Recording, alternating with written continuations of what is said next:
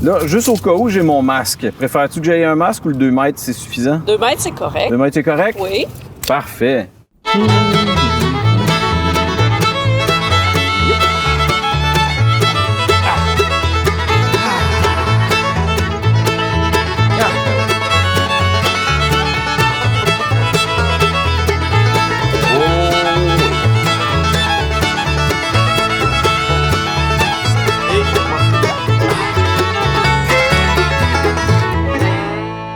Bonjour, cette semaine nous recevons Lynn Lefebvre de l'Hôtel-Dieu Arthabasca. On va parler de ce qui se passe dans le réseau de la santé en cette situation particulière. Alors, asseyez-vous confortablement et bienvenue au Show de chaise.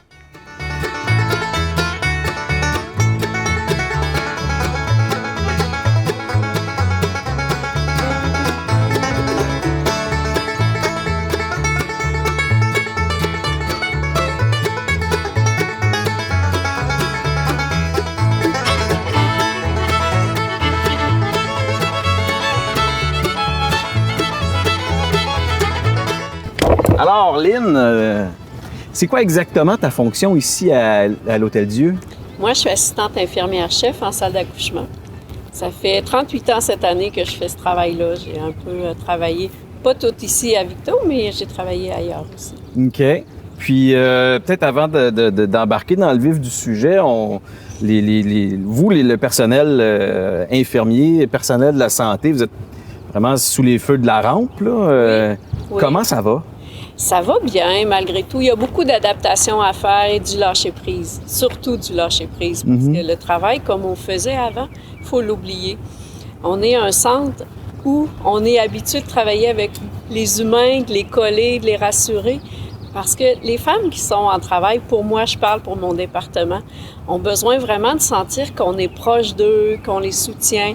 Déjà, on fait les massages, hein, on fait plein de choses pour diminuer la douleur aux mamans. Donc ça continue. Mais il y a toujours cette petite voix en dedans qui dit « Ah, il y a le virus aussi ». Donc, tout ce qu'on peut faire à distance, c'est sûr qu'on travaille maintenant masqué avec des lunettes ou des visières, mais ça reste que la chaleur humaine, c'est différent. Ouais, absolument. Même entre collègues aussi, c'est vraiment quelque chose qui est... faut le vivre.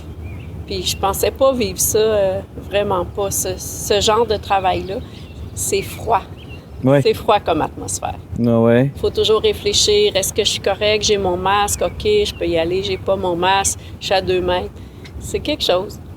Mais malgré tout, le moral de l'équipe à l'hôpital, il est bon. Oui, tout à fait. On s'assure que tout le monde est en sécurité, autant psychologiquement que physiquement. Mm-hmm. On n'est pas malade. Tant mieux. Pas du tout. Puis là, tu me dis, toi, ça fait 38 ans que tu es dans le réseau de la santé. Oui. Donc, ça a été quoi ton parcours avant d'arriver ici?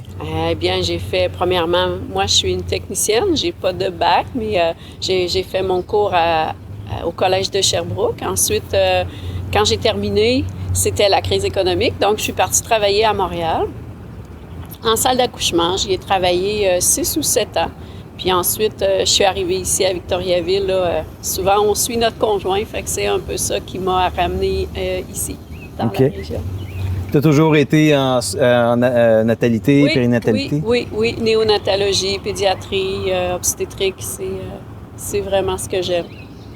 Puis, ça prend la vocation, ça prend la passion. On peut pas s'improviser infirmière. Là. Non, pas du tout, pas du tout. Puis, ça se voit même chez les jeunes infirmières en stage. Moi, je suis capable de voir jusqu'où ils vont se rendre. Mm-hmm. Puis, j'imagine, surtout dans tout ce qui a trait aux naissances, à la natalité, c'est des équipes principalement féminines. Oui, on a quand même gardé toujours cette... c'est pas un prérequis, mais ça reste un peu plus... c'est quand même touché, hein? Mm-hmm. On est très, très dans l'intimité des patients, beaucoup plus que dans d'autres départements.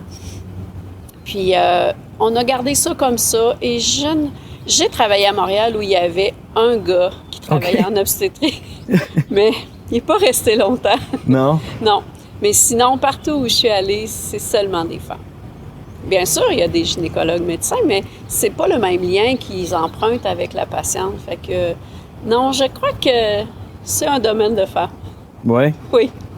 Et puis, dans une année normale, est-ce qu'il y a des pics de natalité? Oh, ou oui. c'est... Ouais? On en est là. OK. Le printemps, c'est vraiment un pic de natalité.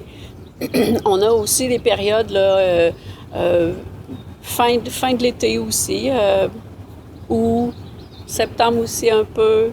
Ensuite, un petit creux, mais vraiment le printemps, là, c'est depuis avril, depuis le COVID, en fait, on est en pic. Ah oui? OK. C'est vrai que dans mon entourage, il y a beaucoup de monde, leur fête c'est au mois de mai. Là. Oui. Je ne sais pas si c'est un signe, mais... Oui. Puis là, avec le COVID qui nous arrive, c'est dur un petit peu de se... Comment dire? De se représenter le futur, mais est-ce qu'on s'attend à un petit baby boom? C'est ce qu'on se dit. Est-ce Ouais, qu'on hein? va le vivre? Je ne sais pas, mais c'est ce qu'on se dit. Hein? Quand il y avait eu la fameuse perte d'électricité, le verglas, Oui, le verglas, ben oui. en 96, on l'avait connu. Ben c'est ça. Puis Oui. pourtant, le verglas, ça a duré un mois, gros Oui, max. mais quand même, c'est ça. Il y a des périodes, là, oui, c'est vrai. Peut-être, on ne sait pas. Non, c'est ça, ça va être à voir. Oui. Parce que là, on est au tout début, là. Puis vous, c'est ça, dans une année normale, là, grosso modo, comment ça se passe? Une année normale dans une clinique périnatalité, là, tu as dit qu'il y a des pics plus au printemps, Oui. mais malgré tout, il y a du monde qui naissent à l'année longue, pareil. Là. Il n'y a Bien pas sûr, bien une semaine où il sûr. ne se passe rien dans le département. Non, pas du tout. Il y a des journées, par exemple, où il n'y a pas d'accouchement du tout, mais on a aussi tous nos suivis. On a les patientes qui viennent puis qui appellent puis qui disent « je suis en travail ». Mais il y a aussi les mamans qui viennent parce qu'on doit faire des déclenchements médicaux pour telle ou telle raison médicale, autant chez la mère que chez le bébé. Il y a nos suivis externes qu'on fait, les échographies, la clinique externe où on voit les patientes en clinique gare qui ont soit un diabète de grossesse, une hypertension, les grossesses gémellaires aussi. Mhm. Tout dépendant, il y a des grossesses gémellaires qui sont considérées comme des grossesses à risque élevé. On appelle clinique gare. On n'est pas une clinique gare comme on peut trouver dans les grands centres tertiaires, mais quand même, on fait des suivis particuliers chez certaines mamans. Ensuite, il y a les échographies qui sont faites aussi en temps voulu pendant la grossesse par nos gynécologues ou bien par le centre de radiologie là, au 3e étage. Puis, ça se déroule jour, soir, nuit. De jour, il y a plus de roulement de clinique externe et de suivi. Le soir, la nuit, c'est ce qu'on laisse comme travail, puis en plus, ce qui arrive à l'impromptu pendant le soir ou la nuit. On dit que la nuit, les patientes arrivent en travail, souvent. Fin de soirée, début de nuit, c'est là où le travail commence. OK. Alors, on termine le travail le matin, puis ça roule comme ça. Mhm. On fait les suivis aussi pour les bébés qui ont besoin un peu d'aide à l'accouchement, à la naissance. Les bébés qui naissent, mais qui ont un peu besoin d'être assistés pour leur première respiration. On est un centre où on accouche 34 semaines et plus, OK. avec pas tant de problématiques à prévoir. Hein? Si on a un bébé qui naît, mais qui a déjà une malformation ou quoi que ce soit, parce qu'on peut les voir à l'échographie, les malformations soit cardiaques ou autres, Mhm. bien, on va choisir de les laisser accoucher en centre tertiaire pour vraiment prendre en charge le bébé dès sa naissance, puis lui offrir tout le support nécessaire.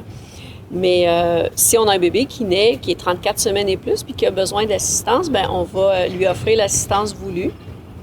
Tant qu'il évolue bien, on va le garder ici. Sinon, on va transférer dans le centre tertiaire. Notre centre de transfert habituel, c'est Sherbrooke. Mhm. Puis, ils nous les retransfèrent ensuite là, pour poursuivre leur maturité puis leur apprentissage à l'allaitement, parce que souvent, c'est des bébés qui sont nés soit prématurés ou qui sont nés avec une problématique. Donc, on a besoin de les reprendre en charge après pour, comme on dit, les partir pour l'école. Oui. Là, moi, honnêtement, je connais rien là-dedans. J'ai pas d'enfant. Puis, donc, là, tu parlais d'une grossesse 34 semaines et plus. Une grossesse à terme, c'est combien de semaines? 40 semaines. C'est 40 Mais semaines. on peut aller jusqu'à 41 semaines. Hein. OK. Disons que si la grossesse se déroule bien, on ne fera pas de déclenchement médical. Si on est entre 40 et 41 semaines, c'est là où le médecin va décider là, s'il y a un danger pour... parce que Il faut dire que dépassé 40 semaines de grossesse, ben notre placenta, il devient très, très, très mature, donc fournit un peu moins les nutriments. Puis c'est là où notre bébé peut avoir un peu de détresse. Fait que ils ont, on se dit là, jusqu'à 40 semaines. Bien sûr, on fait des suivis, on fait ce qu'on appelle des tracés, des TRF, tests de réactivité fétale, pour s'assurer que le bébé est en forme. Donc, on dit 40 semaines, c'est à terme. Puis on peut se rendre jusqu'à 41 semaines si, avec le médecin et puis la maman, là, tout va bien puis que le bébé est en forme. Puis le minimum, disons que le minimum de semaines que ça prend pour avoir un bébé qui soit suffisamment formé pour survivre, même si l'accouchement est prématuré. De plus en plus, les accouchements prématurés, nos bébés sont pris en charge et on a vraiment... On dit que 24 semaines, mais ça ne veut pas dire que 24 semaines, on n'aura pas de séquelles. Ouais. Parce que là, on est dans les très grands prématurés. Les plus grands dangers des très grands prématurés, bien, c'est les hémorragies, parce qu'on sait que leurs vaisseaux sanguins sont très, très, très fragiles. Les hémorragies les pires sont les hémorragies cérébrales. OK. Et les hémorragies du système digestif aussi. Donc, ces bébés-là, oui, on peut les sauver, mais on ne sait pas de quelle façon ils vont évoluer. Donc, c'est vraiment la prise en charge par les centres tertiaires. Puis, plus les semaines avancent, on dit à chaque jour, c'est gagné pour bébé. Chaque jour que bébé reste dans le ventre de sa maman, c'est une journée de plus pour sa survie. Ouais. Oui, mais on dit qu'à partir de 24 semaines, on est capable de... C'est quand même fascinant que la technologie puisse nous permettre de sauver ces vies-là, alors qu'on est à peu près presque à la moitié de la gestation. Oui, tout à fait, tout à fait. C'est pas ce qu'on souhaite, non. Mais on fait tout ce qu'il faut pour, avec l'accord des parents, bien sûr. Les néonatologistes qu'on appelle, ce sont les spécialistes en prématuré. Ouais. Ils sont toujours en contact avec les parents. Ils leur expliquent d'heure en heure les séquelles, ce qui peut arriver, les soins suggérés, puis ils sont vraiment en travail d'équipe. Puis toi, ça fait 38 ans que tu es dans le réseau, probablement qu'à tes débuts, ces semaines-là étaient beaucoup plus élevées. Disons que c'était pas nécessairement à 24. À ce moment-là, j'étais à Montréal et on avait beaucoup de transferts d'alentours et entre autres du Nunavut. C'était les gens qui venaient. On en a sauvé, mais c'était des bébés qui étaient soit aveugles à cause de la toxicité de l'oxygène, parce qu'ils ont besoin beaucoup d'oxygène, ou soit aveugles ou sourds, ou avec une paralysie cérébrale parce qu'ils avaient fait une hémorragie cérébrale.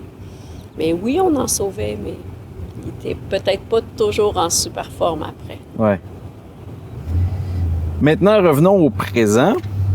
Donc là, on est rendu fin mai, disons. Ça fait déjà un bon 2 mois qu'on est dans cette pandémie déclarée. Ça a été quoi vos premières mesures implantées à l'hôpital? Bien, en fait, c'est de créer une chambre prête à accueillir une maman positive COVID.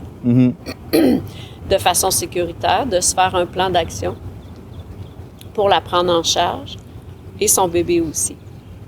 Alors, on a monté une chambre, on a préparé une espèce de petit ventilateur qu'on appelle une pression négative pour pouvoir vraiment garder le virus dans la chambre puis le rejeter de façon sécuritaire. OK. C'était pas ultra nécessaire, mais ça s'est fait tranquillement comme ça pour ce qui est de la pression négative, je parle. Mais on est vraiment, tout est là, tout est prêt.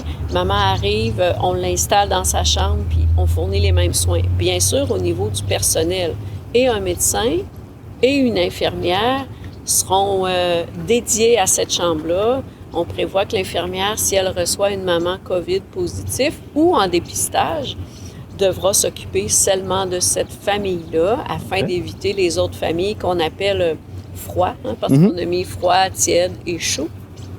Froid, c'est aucun problème de contamination possible. Donc, cette infirmière-là sera dédiée à la famille, presque en service privé qu'on appelle, c'est-à-dire qu'elle est dans la chambre et elle reste là tout son service pour éviter de contaminer le reste du département, des collègues et des autres patients. Parce qu'autrement, est-ce qu'il y a du mouvement de personnel d'un département à l'autre? Chez nous, oui, ça existe parce qu'il y a des détenteurs de postes, mais il y a aussi des polyvalentes qu'on appelle, qui travaillent dans d'autres sphères de l'hôpital. Ils n'ont pas le droit de changer de département d'une zone. Ils ne peuvent pas aller d'une zone chaude à une zone froide dans le même quart de travail. OK. On peut, par exemple, le lendemain, après avoir retourné chez nous, changé nos vêtements, pris une douche, lavé nos cheveux, vraiment bien nettoyés, on peut le lendemain travailler en zone froide si on était en zone chaude la veille. Mm-hmm. Ça, c'est confirmé par nos PCI, les infirmières en prévention et contrôle des infections, okay. Puis par notre direction aussi, là, que c'est sécuritaire. C'est sécuritaire effet, parce que vous avez votre protocole à respecter. Oui, tout à fait. Oui, les gens qui travaillent en zone chaude sont vraiment habillés, encore plus que nous. Ils n'ont pas juste le masque et la visière. Ils doivent... on a une façon de s'habiller et de se déshabiller quand on entre dans une chambre où on a un COVID positif. OK. Parce qu'il fait chaud pour vrai. Il fait chaud pour vrai. Puis ici, on est quand même chanceux dans la région parce qu'il n'y a pas tant de cas qui ont été déclarés. C'est vrai. Il y en a beaucoup qui ont été guéris. Donc, à l'hôpital ici, j'imagine que c'est pas la moitié de l'hôpital qui est zone chaude, l'autre moitié zone froide. Non, là, ça doit être pas du tout. Dans notre département, on est vert. OK. Mais par exemple, on prend beaucoup de précautions. On tient à ce que les mamans nous appellent avant de se présenter à l'hôpital, justement pour qu'on puisse les questionner sur leur passé dans les 2 dernières semaines, entre autres. Est-ce qu'ils ont fait de la fièvre? Est-ce qu'ils ont été en contact avec des gens qui ont été soit dépistés ou soit confirmés positifs? Est-ce que ils ont dans leur entourage des enfants qui ont été malades, des enfants qui vont soit à la garderie, à l'école, et on fait une espèce de dépistage là, téléphonique avant qu'elles se présentent. On leur demande de se présenter, toujours rentrer par la clinique externe, jamais par l'urgence, afin d'éviter tout contact avec une personne qui serait à risque. C'est bien sûr que quand ils se présentent, on leur demande d'apporter complètement tout ce dont ils auront besoin. Ils doivent apporter leur valise, la coquille pour ramener le bébé dans l'auto. Nous fournissons les repas pour la maman et le papa afin de leur éviter de sortir. En fait, ils continuent leur confinement, mais dans un appartement beaucoup plus petit qui est leur chambre d'hôpital. C'est vraiment plus sécuritaire comme ça. Mais il y a des papas qui ont beaucoup faim la nuit. Donc, ils s'apportent leur collation s'ils prévoient avoir un petit creux pendant la nuit. Mais sinon, les repas sont fournis. J'imagine qu'une maman, après avoir travaillé puis accouché, elle aussi à la fin. On a des collations plein le frigo. On fait le service aux chambres. Oui. Puis avec des protocoles de désinfection comme ça, est-ce que vous aviez eu, par exemple, des pratiques dans le passé, là? Au Canada, il y a eu le SRAS, il y a eu la bactérie C. difficile, etc. Pas aussi élevé que ça. Le C. difficile, oui, c'est quelque chose qu'on est habitué de vivre avec. Il y a d'autres bactéries aussi, qui est le SARM, le ERV, qui sont des bactéries plutôt de contact et non respiratoires. Mm-hmm. Mais pour ce qui est des virus respiratoires, on peut juste penser à la tuberculose aussi. C'est un virus respiratoire où on prend autant de précautions que le COVID. On peut le faire en ce moment. Chez les enfants, la rougeole aussi. Une rougeole qui rentre sur un département de pédiatrie, c'est terrible aussi. Ouais. Donc, ça nécessite les mêmes soins. La chambre à pression négative, c'est moins pire que le COVID parce que ça ne court pas dans la population, mais ça demande les mêmes protections rigoureuses puis la désinfection aussi. Et puis, à ta connaissance, est-ce qu'une mère qui est enceinte et qui est infectée par le COVID, si elle accouche, est-ce que son enfant a le virus ou est-ce qu'il y a les anticorps ou on ne sait pas encore? On pense que non, mais il y aura quand même des suivis à faire avec les pédiatres. Ça ne nous est pas arrivé encore. Donc, on a des procédures, c'est certain, pour les mamans positives. Entre autres, au retour à la maison, doivent prendre des précautions, laver leurs mains, mettre des masques, parce que si les mamans allaitent, nécessairement le bébé est contre eux autres. Mais mettre un masque, laver ses mains, si on a une toux, ben il faut le garder toujours, notre masque. Pas juste quand on est à 2 mètres, on peut l'enlever. Fait que, puis ces mamans-là et ces bébés-là vont être certainement suivis. Je peux pas vraiment encore dire comment ça sera. Peut-être que dans des centres où ils ont accouché des mères avec le COVID, on pourrait avoir plus d'explications, mais nous, ici, non. C'est pas encore arrivé. Non, on ne souhaite pas non plus. Non, c'est sûr. Puis, je lisais en quelque part qu'il y a eu une augmentation de la demande des services des sages-femmes. Est-ce que vous êtes en communication avec les sages-femmes? Est-ce qu'il y a de l'échange d'informations qui se fait? Ah oui, vraiment, on travaille en équipe. En fait, les sages-femmes, s'il y a une problématique pendant la grossesse ou une question ou quoi que ce soit d'autre, où on voudrait que la femme soit vue, la mère enceinte soit vue par un gynécologue, les sages-femmes nous appellent et on contacte, puis on prend des rendez-vous pour des consultations. Oui, c'est vrai qu'il y a des mamans qui font appel aux sages-femmes pour le suivi obstétrical. Ensuite, pour l'accouchement, ben les mamans viennent accoucher à l'hôpital avec leur sage-femme si ils avaient un suivi sage-femme. Mais sinon, ils décident d'accoucher en maison de naissance à Nicolette si leur sage-femme se rend là aussi. Mais nous, ici, les mamans n'accouchent pas avec seulement les sages-femmes encore. Ils doivent accoucher avec soit un médecin de famille ou un gynécologue qui est vraiment assigné à notre département. Parce qu'il y a encore beaucoup de risques qui sont reliés à la naissance. Bien, en fait, les sages-femmes sont des professionnels de la santé autant qu'un omni peut l'être. Ils ont certaines limites et les limites, ils les connaissent, puis ils savent quand se référer au gynécologue s'il y a une problématique de détecter, autant que ça peut être un bébé qui se présente en siège. Une sage-femme ne peut accoucher un bébé qui a une présentation de siège. Okay. Donc, elle va faire une référence au gynécologue.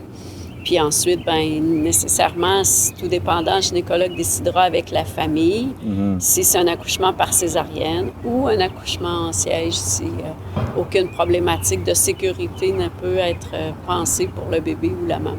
Oui. Puis normalement, avec l'intervention d'une sage-femme, il y a beaucoup moi, je dirais pas de soins, mais de suivis qui sont faits à domicile. Maintenant, c'est terminé, il n'y a pas Non, les suivis à domicile, il n'y en a plus. Même autant pour nos gynécologues, il y a beaucoup de suivis téléphoniques. Bien sûr, dès qu'il y a une question importante au point de vue de la sécurité du suivi de la grossesse, le médecin va demander à ce que la mère se présente au bureau qui est sur la rue Laurier ou bien à l'hôpital, à la clinique externe au 2e étage. D'ailleurs, les activités reprennent tranquillement. Hein. On a recommencé à revoir les patientes en clinique externe. Auparavant, c'était beaucoup limité aux patientes qui avaient des grossesses à risque élevé. Maintenant, on recommence tranquillement. Les chirurgies aussi ont recommencé cette semaine. Les chirurgies qui étaient un peu plus, disons, moyennement urgentes, parce que les chirurgies urgentes, on les faisait toujours. Okay. Mais on a recommencé là, à faire des chirurgies autant en pédiatrie que pour les adultes aussi. Parce que maintenant que le déconfinement est amorcé... On le fait aussi à l'hôpital tranquillement. Oui, c'est ça. Oui.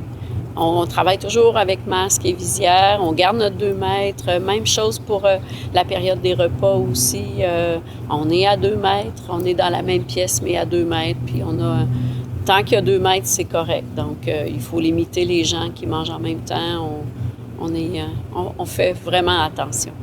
Vraiment. Ça a eu des effets sur votre clientèle, je ne sais pas si on peut appeler ça une clientèle, sur votre équipement de protection, mais sur la façon dont vous gérez les quarts de travail aussi. Là. Oui, la même chose. On s'assure que, premièrement, il y a un questionnaire qui est fait à chaque entrée. On s'auto-questionne.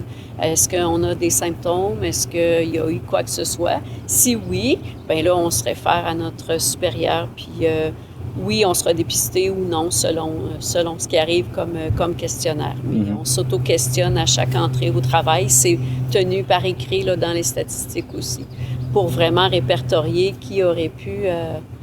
parce que c'est en chaîne qu'on se contamine. Ben oui, absolument. Puis il faut retracer vraiment tous les contacts. Oui, tout à fait.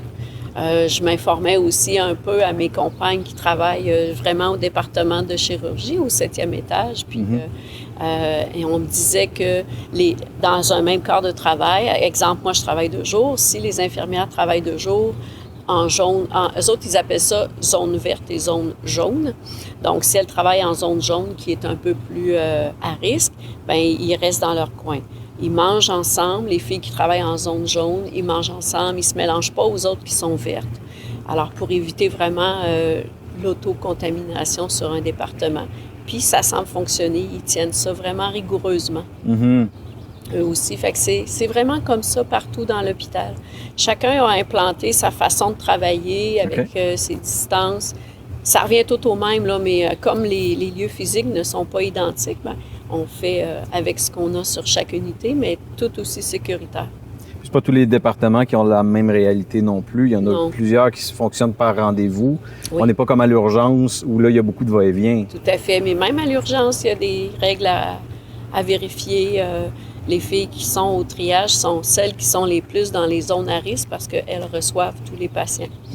Donc, ils sont vraiment habitués là, de questionner puis de voir si oui ou non ce serait parce que s'il y a des gens à dépister, bien là, c'est un peu eux. Là. Je suis pas allée depuis que... Parce que souvent, je connais tellement tout le monde dans l'hôpital, là, mais j'ai pas... ça m'a pas donné. On a eu trop de travail de questionner comment les autres ils se débrouillaient en bas. Mais l'achalandage a été vraiment moindre qu'on m'a dit, par exemple. Vraiment. Vraiment, les gens qui consultent sont des gens qui ont vraiment besoin de consulter. Et puis, en terminant, est-ce que vous avez des conseils ou des recommandations aux gens qui nous écoutent pour s'assurer de garder le risque de contamination? La meilleure chose, c'est vraiment de suivre ce qui nous est suggéré par le ministère de la Santé. Par aussi, quand vous vous présentez, n'ayez pas peur d'être honnête. Vous allez être soigné, même si vous dites que oui, vous avez eu des contacts ou quoi que ce soit. Les soins n'ont pas changé, vraiment pas. C'est sûr qu'on admet moins de gens à l'hôpital. C'est un peu ce que je déplore avec tout ça, là, hein, c'est que les pauvres gens ne peuvent plus être accompagnés. Je parle surtout des gens à l'urgence. Pour nous, le conjoint ou la personne significative est admis à la salle d'accouchement. Mais c'est plus à l'urgence ou sur les unités de soins où là, ça me fait quelque chose parce que quelqu'un qui est malade a besoin de voir quelqu'un de sa famille. Ça, j'espère qu'on pourra un jour remédier à ça. Éventuellement. Vraiment.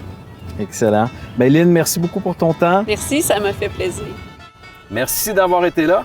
La semaine prochaine, on va à la rencontre d'Alice Mété, qui est la responsable des serres au cégep de Victoriaville. Bonne semaine!